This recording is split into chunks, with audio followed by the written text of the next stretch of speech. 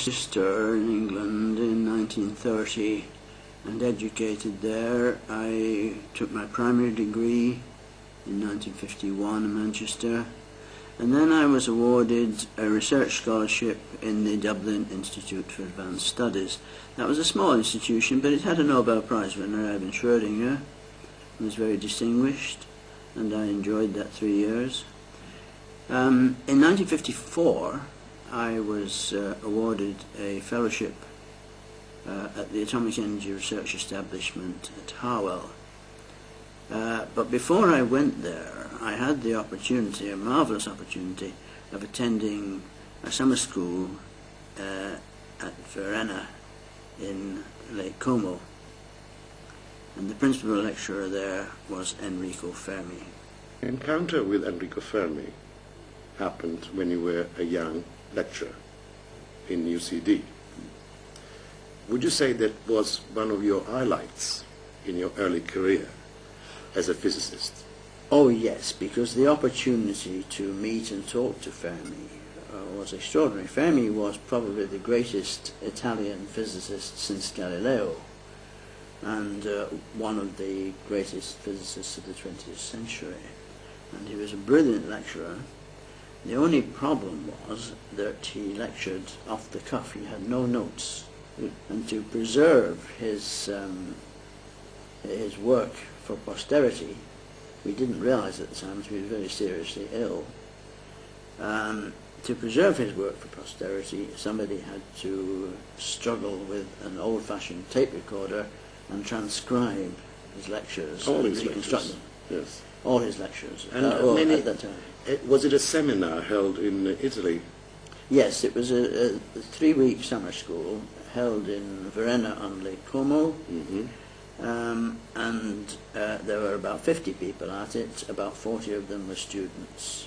Yes. Half the students were Italian and half of them were from different countries. Yes, and there were big names in the field of physics at those well, days. we were all very young at that stage. Yes. The lecturers, of course, were big names. In yes, for example? Well, for instance, Professor Bruno Rossi from MIT, Professor Heisenberg from Göttingen, Professor Blackett from Manchester. Quite a bunch of brains. Oh yes, Nobel Prize winners, several Nobel Prize winners. Well, indeed. This is a picture of the students and lecturers at Verena. There are 15 people on that picture.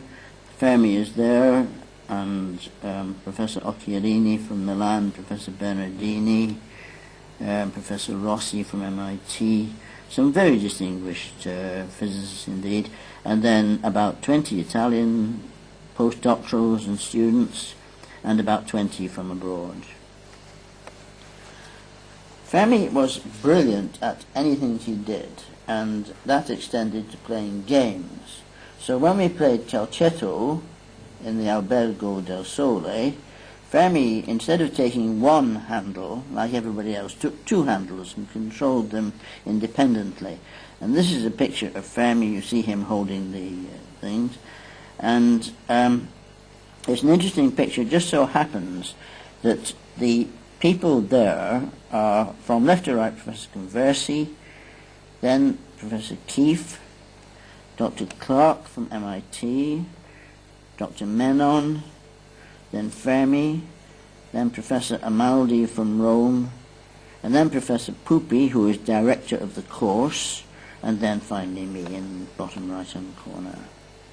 And it so happened that those four of those people, Keefe, Clark, Menon, and myself, were the people who did most of the transcription. It was an enormously powerful experience, and I got a great deal out of it, though I had a lot of difficulty with following the lectures. They were brilliantly given, but the material was quite difficult and quite new.